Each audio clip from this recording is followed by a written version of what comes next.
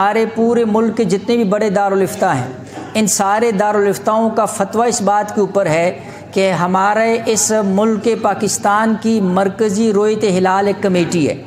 وہ ایک ادارہ ہے، اور اس ادارے کے اندر علماء کرام ہیں، اس ادارے کے اندر ماہرین فلکیات ہیں، اس ادارے کے اندر اہل علم حضرات ہیں،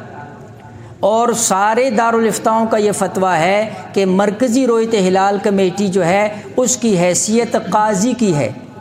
قاضی شرعی کی ہے، اور قاضی شرعی کا جو فیصلہ ہوتا ہے وہ حجت ہوتا ہے، اور اس کو ماننا سب کے اوپر لازم ہوتا ہے۔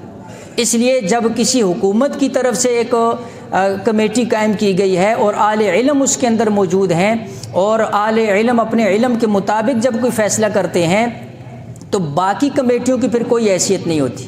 انفرادی کسی بندے کی کوئی حیثیت نہیں ہوتی۔ کوئی بندہ اپنے انفرادی فیصلے کرتا ہے، وہ اپنے طور پر کرتا رہے، لیکن ہم سب کے لیے جو ہے اس کمیٹی کا ماننا، اور وہ ہمارے لیے حجت ہے کہ جو باقاعدہ جو ہے حکومت کی طرف سے جو ہے حکومت کی سرپرستی کے اندر ہے۔ اس لیے جب وہ کسی چیز کا فیصلہ کرتی ہے تو وہ ہمارے لیے حجت ہوتی ہے، اس کے اندر پھر چوں چرا کرنا اور اس کے اندر جو ہے تبصرے اور باتیں کرنا یہ ٹھیک نہیں۔ ویسے بھی حدیث کے اندر اللہ کے نبی علیہ الصلوۃ والسلام نے قیامت کی علامات میں سے ایک علامت یہ بھی ذکر فرمائی کہ جب کوئی بندہ چاند کو دیکھ کر یہ کہے کہ یہ پہلے دن کا یہ دوسرے دن کا، جیسے عام طور پر یہاں پر ہوتا ہے، کہتے جی فلاں روزہ ایسے ہوگا، فلاں روزہ ایسے، اپنے اوپر خود ہی گواہیاں کر رہے ہوتے ہیں کہ ہم نے روزہ کھا لیا۔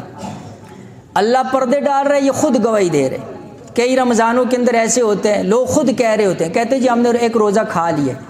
تم خود اپنے اوپر گواہی کر رہے ہو کہ تم نے روزہ کھا لیا۔ روزہ کھانا کوئی آسان، یہ فرض چیز ہے،